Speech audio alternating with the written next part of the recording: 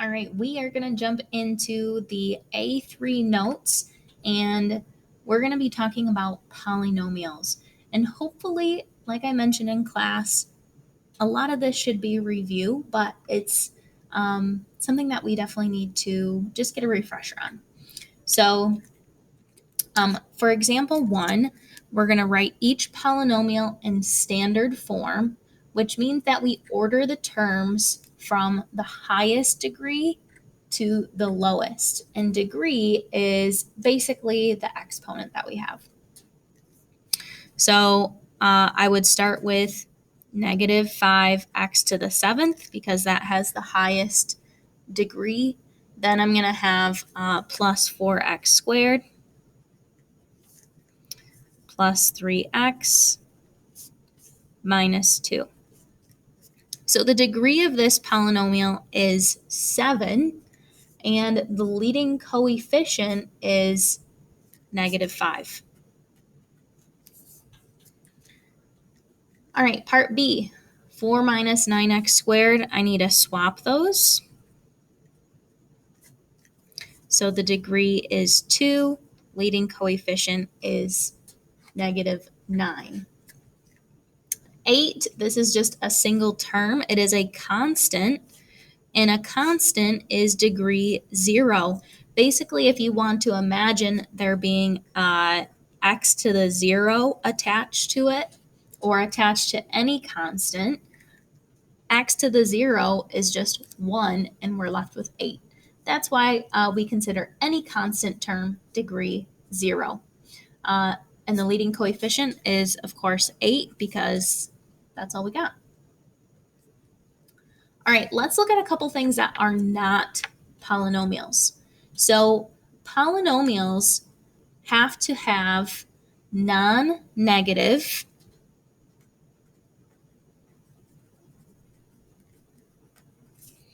integer exponents. So the x can't have a negative exponent. It also cannot have a fraction exponent. So this is not a polynomial because this would be square root of 3, and I could rewrite this as x to the 1/2. So fraction exponent makes it not a polynomial.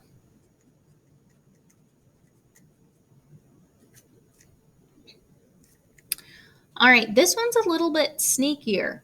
Why is this not a polynomial? Well, 5 over x is really, so I could rewrite this as 5 times x to the negative 1 power. So this is not a polynomial because of the negative exponent.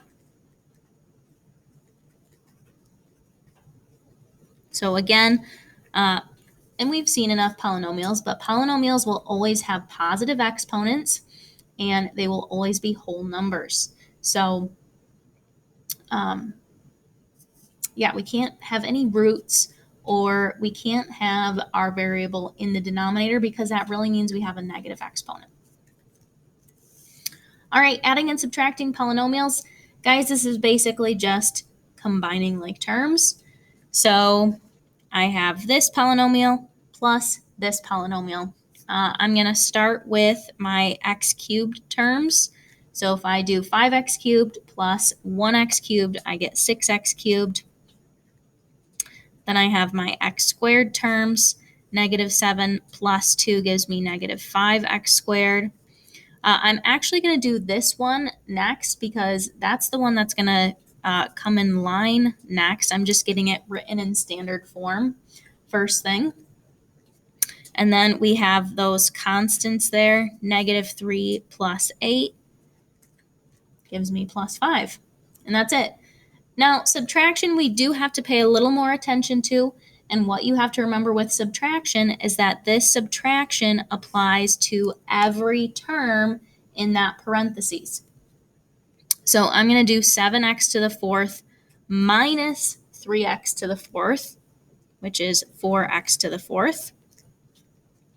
Then I'm going to do negative x squared minus a negative 4x squared, which really means I'm going to do negative x squared plus 4x squared. So that gives me a positive 3x squared. Next, I have negative 4x minus 3x. Negative 4 minus 3 gives me minus 7x. And then I have that constant there, so I put that plus 2 on the end. All right, moving on. Product, we need to multiply. Do not forget FOIL. Don't be that person that just multiplies the first things and the last things together. You have to remember to go through every term. And if you have to literally tell yourself first, outer, inner, last, use that strategy. So that's exactly what we're going to do here. We're going to go first. 3x times 5x gives me 15x squared. Outer, 3x times 7 gives me 21x. Inner, negative 2 times 5x gives me minus 10x. And then last, we have minus 14. And then I'm going to go ahead and combine those like terms we have in the middle.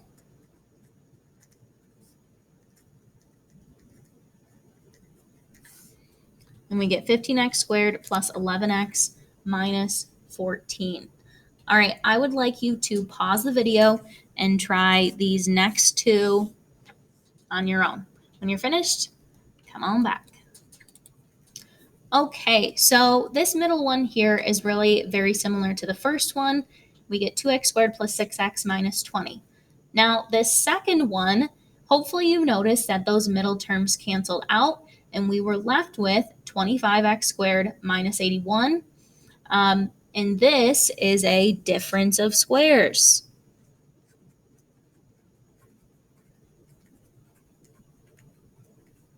So a lot of times we see something like this and we're told to factor it. So this is where you can see we get those terms that are the same, except one has a plus and one has a minus. And to bring up another word that we talked about yesterday, these expressions are conjugates of each other. They're conjugates of each other. And when you multiply conjugates together, those middle terms will always cancel out. That's why we use conjugates when we're trying to simplify things like square roots in the denominator. All right, moving on to our last row here. Again, do not be that person that just says, oh, this is 9x squared plus 4. I know we desperately want it to be that way, but it is not. Okay, you have to remember that this really means we have 3x plus 2 times itself. And then you have to go through the process of foiling just like normal. So first, outer, so we get that 6x. Then I'm going to get another 6x. And then our last, we get plus 4. 9x squared plus 12x plus 4. All right, let's do another one. Again, same thing.